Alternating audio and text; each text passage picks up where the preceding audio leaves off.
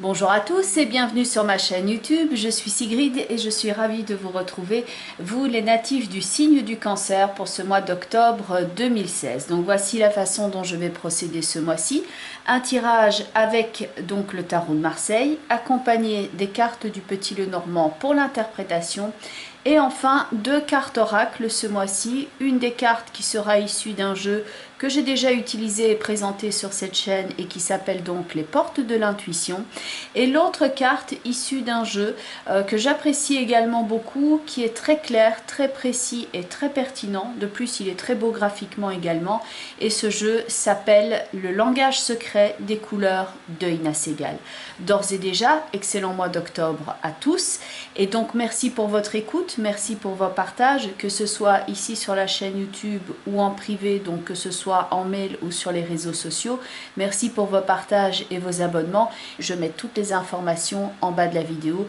Vous avez le site web, l'email, etc. Vous avez tout ce qu'il faut pour me contacter, et n'oubliez pas que donc sur ma page Facebook, qui est dans les liens, donc dans la boîte info de la vidéo, j'organise régulièrement un concours sur Facebook, et donc vous avez la possibilité de gagner une consultation gratuite via Skype. Toutes les informations sont en dessous de la vidéo. Procédons maintenant à votre tirage. Donc voici vos trois cartes au niveau du tarot de Marseille: la carte du pendu, la carte du mât et la carte de l'ermite. Le mât va représenter ici le nouveau cycle, la liberté, à l'inverse du pendu où on peut voir une forme de blocage, en tout cas un cadre bien défini, et la carte du pendu et la carte de l'ermite vont représenter deux notions de chronicité et de temps importantes, à l'inverse donc du mât qui est libre et qui évolue. La carte du mât est accompagnée dans votre tirage ici en dessous de la carte de l'étoile.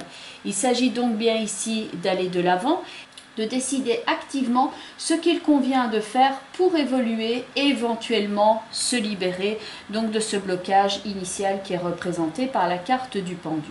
Le pendu, comme son nom et son graphisme l'indiquent, est la représentation de l'arrêt. Cet arrêt, cette phase de vie, ce croisement important peut être donc l'objet ici d'un questionnement vis-à-vis d'une personne. Ça représente aussi la carte de l'homme ici, tout ce qui est affectif avec la carte du cœur, mais également votre parcours au niveau affectif, votre parcours en tant qu'individu, et donc les choix importants représentés par la croix et l'anneau. Donc ça ne va pas toujours nécessairement jouer au niveau amoureux. La carte de l'anneau, bien entendu, peut faire référence à cela, mais la carte de l'anneau, c'est aussi tout ce qui est partenariat et tout ce à quoi on est attaché d'une certaine façon, mais d'une façon ici qui peut être importante, voire négative, avec la carte de la croix. N'oublions pas que la carte de la croix peut aussi représenter l'évolution spirituelle. Donc ici, il peut y avoir eu un choix douloureux par le passé, quelque chose à partir duquel vous avez donc maintenant la possibilité de vous libérer et d'accéder à une meilleure compréhension de vous-même. Donc le pendu, carte d'arrêt, carte de repos pour certains d'entre vous, et ça peut être ici une occasion de réflexion sérieuse, d'une remise en question profonde, d'une façon de penser et d'une façon de voir le monde et d'agir dans le monde. Et cela peut entraîner, comme par l'effet domino qui tombe, donc des dominos qui tombent l'un sur l'autre, un changement radical d'orientation et de façon d'agir dans le monde. Le mât peut ainsi représenter cette remise en question, cet élan qui vous porte vers un renouveau, vers un nouveau départ. Et donc pour certains, ça va être l'occasion ici d'un changement de vie, d'un changement de travail, d'un changement dans une façon d'agir. Il vous est demandé ici de faire confiance et d'être sans préjugés. La carte de l'encre, qui est en complément d'information, vous demande ici de faire preuve de persévérance et d'avancer sans préjugés. Les deux autres cartes qui sont en complément de l'encre, c'est la carte des souris et la carte de la lune. Ici, le manque de confiance peut quelque peu vous retenir en arrière. Le mât, lui, peut avoir la fraîcheur et l'insouciance de l'enfant, tout comme il peut avoir la persévérance, la ténacité et l'intelligence nécessaires pour s'accomplir et atteindre son but. Le mât, avec la carte de l'encre et la carte de l'étoile qui est en dessous, a la foi et l'espoir chevillés au cœur et au corps. Le mât est ici accompagné de son chien dans la carte. et il va à la rencontre de l'ermite, qui est un homme d'expérience, qui peut lui apporter donc son éclairage, et qui lui est accompagné de la carte du chien. Donc là, on retrouve ici, point de vue des symboles, quelque chose qui se dédouble, comme si le tarot et le petit Lenormand insistaient. Donc on a le chien qui revient, on a le bâton dans la carte du mât, le bâton que l'on retrouve dans la carte de l'ermite. Le mât va rechercher l'expérience, son ancrage, il est accompagné de la carte de l'encre, et donc il va à la recherche de la connaissance. Et donc l'ermite avec le chien est cet homme digne de confiance, envers qui il peut se confier, il va chercher son éclairage, mais ça peut aussi être symbolique du fait que vous passez de la carte du mât à l'ermite et vous obtenez ici l'expérience nécessaire afin d'évoluer sur votre parcours. Il y a une forme de sagesse qui vient dans votre vie, de ténacité, de persévérance et de meilleure connaissance de soi.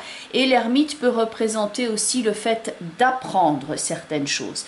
Donc pour certains d'entre vous, avec donc la carte du chien qui va être au-dessus de l'ermite, ainsi que la carte du lys et du livre. Donc il y a la carte du livre que l'on retrouve ici pour la connaissance de l'ermite, et on a la carte du lys qui peut représenter le facteur d'harmonie symbolisé par l'ermite, ainsi que le fait que c'est l'expérience de quelqu'un qui a vécu. La carte du lys représentant non seulement l'expérience et l'harmonie, mais quelquefois un senior. Donc ça peut indiquer ici le fait que vous passez maintenant à une étape importante de votre vie où vous avez plus de sagesse. La carte de l'encre, qui est donc en accompagnement du mât, peut donc nous parler de cette qualité de persévérance et d'idéal profondément ancré. On cherche son port d'attache et l'ermite ici va prendre l'image du phare qui vous guide avec fidélité et avec loyauté, et l'encre qui est la persévérance va vous aider à lutter contre une forme ici de nervosité, donc symbolisée par la souris et la lune, une forme de nervosité tout comme des changements d'humeur. Cela peut prendre aussi donc avec en accompagnement du pendu la croix et la carte de l'anneau, la forme d'un chagrin ou d'un trouble profondément ancré. Ça peut être en quelque sorte la conséquence ici à l'instant présent d'une forme de dette karmique qui est représentée par cet épisode du passé avec l'anneau et la croix. Cet épisode douloureux peut maintenant devenir un enrichissement au sens spirituel du terme avec l'ermite et faire figure d'expérience, d'apaisement et de connaissance profonde avec donc la carte du lys et la carte du livre.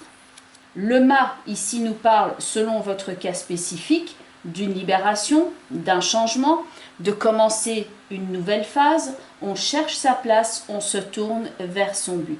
Ça peut se traduire par le fait de quitter donc une situation douloureuse. Ça peut être dans le cadre d'un changement au niveau du travail, au niveau de l'activité, mais on peut aussi se départir ici d'une certaine façon de vivre, d'une certaine façon de faire. Soyez attentifs ici aux synchronicités avec le mât et l'étoile, car l'étoile est la carte de l'espoir et de la clairvoyance qui permet d'appréhender les relations de cause à effet. Avec le recul, vous verrez ici que par rapport au chemin du mât, les jalons étaient déjà posés, les décisions du mât étaient déjà marquées par l'étoile. Ici, vous comprenez que vous devez avancer et vous libérer pour certains d'entre vous. Le mât qui va ici vers l'ermite qui peut donc l'aider avec loyauté et avec fidélité, c'est vous qui faites preuve aussi de fidélité par rapport à votre âme, par rapport à votre propre psyché. Le mât qui va vers l'ermite est dans la quête de sa propre transformation, en recherche donc de vérité, d'éclaircissement et de connaissance. On peut se mettre aussi en quête ici de la recherche d'un lieu, d'une prise de conscience avec la carte de la maison Dieu. Ça peut aussi être la quête au niveau d'un lieu de travail. L'ermite étant quelqu'un donc qui peut vous donner sa guidance et ses renseignements. On peut aussi chercher à acquérir ou à vendre un bien. rechercher une meilleure situation financière que par le passé. C'est en tout cas un bon moment ici que pour clôturer quelque chose au niveau matériel, mais aussi sur le plan des émotions et des sentiments en ayant ici une meilleure vision d'ensemble. L'ermite regarde le mât et semble lui demander « Et toi, qu'as-tu appris de tout cela?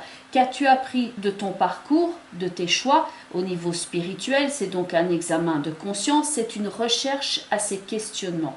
Le symbole du bâton est présent dans les 3 cartes en réalité, on le retrouve aussi ici dans les montants du pendu, on le retrouve dans la main du mât et dans la main de l'ermite.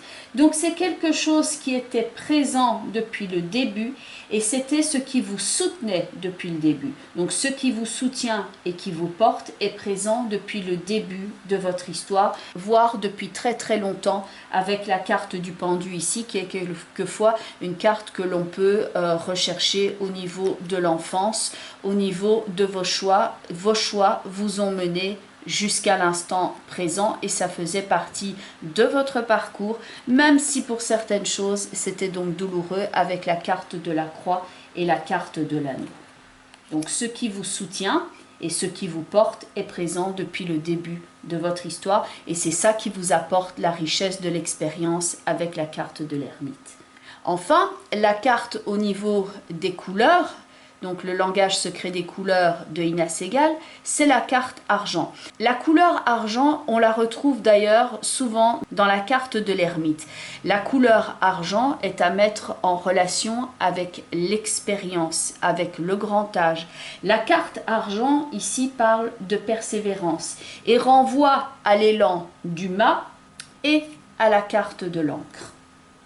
Cette carte aide à calmer la tension nerveuse éventuelle, ce qu'on pouvait donc voir avec la lune et les souris, et apporter ainsi la sérénité qui était présente dans la carte d'Ulysse et aiguiser la conscience comme l'ermite qui est donc au futur.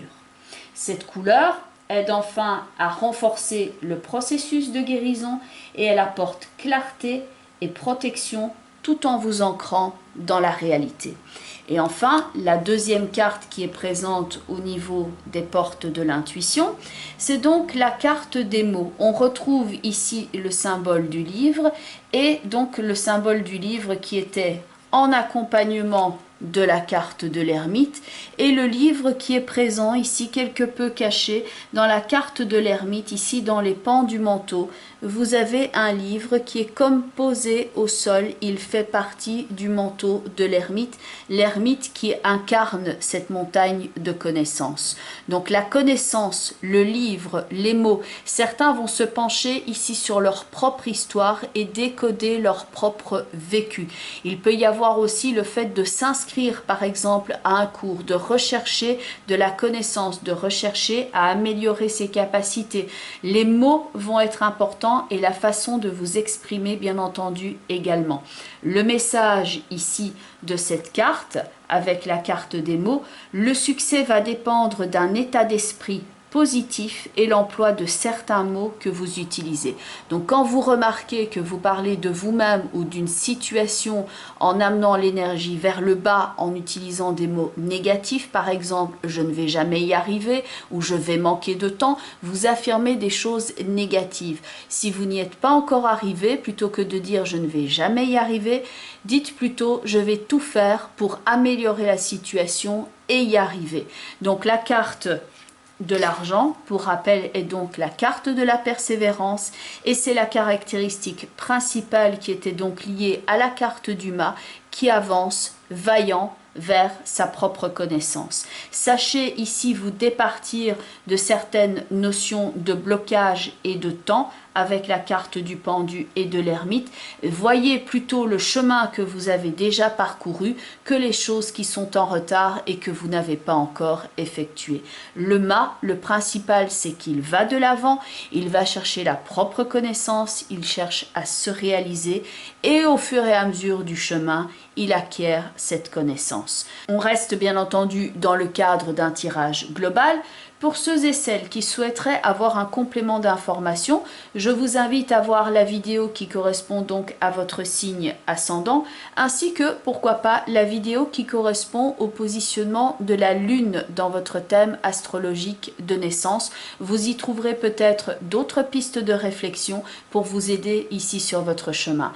Il me reste donc à vous souhaiter un excellent mois d'octobre. Merci pour votre écoute attentive. Et donc pour ceux et celles qui souhaiteraient parler de leurs problématiques spécifiques en privé avec une consultation sur Skype, je mets donc toutes les informations relatives au contact en bas de la vidéo et il y a donc aussi les informations sur un encart en fin de vidéo. Je vous souhaite en tout cas un excellent mois d'octobre, un très beau parcours ici, tout en persévérance avec la carte argent et avec la carte de l'encre et la carte de l'ermite. Et je vous dis à très bientôt. Bye bye les cancers et merci à vous. Au revoir.